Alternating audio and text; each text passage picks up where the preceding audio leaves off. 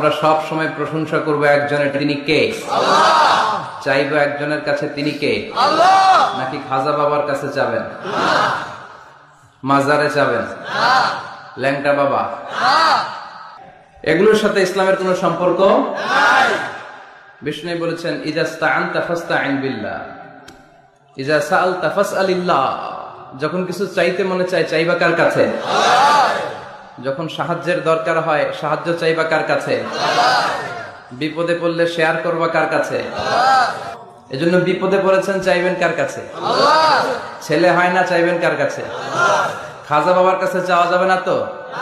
কেউ ফিরে না খালি হাতে, খাজারে তোর দরবারেতে। বলে না এগুলা? এগুলো বলা যাবে? চাইতে হবে একজনের কাছে, তিনি কে? আল্লাহ। ইন্টেলেক্ট খাটান, আকল খাটান, কমন সেন্সকে খাটান। এই যে বলা হয় খাজার দরবার থেকে কেউ খালি হাতে ফিরে না, ভুয়া কথা। আল্লাহর ওলির কাছে চাওয়া শিরক বেদাত কয় না? পীরের দরবারে মাজারে গিয়ে কিছু চাবেন, শিরক হবে, বেদাত হবে। আল্লাহর কাছে চাইবেন, কিন্তু হেরা বাসের মধ্যে মানুষের কাছে টাকা চায়। আসসালামু আলাইকুম, আমাদের মাদ্রাসার জন্য কিছু দেন। এই যে দেখেন আল্লাহর ঘর মসজিদ হচ্ছে, কিছু দেন। এই যে এখানে এতিমখানা, কোরআনের পাখিরা খাবে, কিছু দেন। তো মানুষের কাছে চাওয়া শিরক না? যদি পীরের কাছে চাওয়া শিরক হয়, তো ওরা টাকা আল্লাহর কাছে চায় না কে? ওরা মানুষের কাছে চায় কে? এই মানুষ জানে না এটা কি হিন্দু না মুসলমান না বৌদ্ধ না খ্রিস্টান, নাস্তিক না নাস্তিক, সবার কাছে তো চাই ফেলেছে। লাস্টে দেখে হাতে পরে না, রুমাল বিছায় লয়। রুমাল যখন দেখে যে না, মাইক লাগায় লয়। মাইকেও যখন ধরে না, তখন রুডের হুম করে খারায়, পারলে সিতুই হইয়া পড়ে।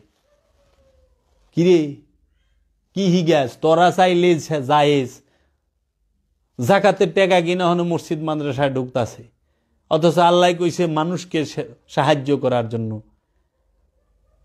মানুষ ছাড়া অন্য কোথাও সম্পদ দেওয়ার হুকুমই নাই। আরে কোরআন মানে এই মেয়েরা যে জাল হাদিস বানায় প্রচার করবার লিছে, কোরআনে 177 নম্বর আয়াতে কইছে আল্লাহর মহব্বতে তুমি তোমার মালকে দান করো 6টা স্থানে। কোথায়? যে অসুস্থ তারে দাও, মুসাফিরে দাও, যে সাহায্য প্রার্থী তারে দাও। এইভাবে 6টা স্থান উল্লেখ করে দিয়েছে। সূরা বাকারার 177 নম্বর আয়াত পড়ুক।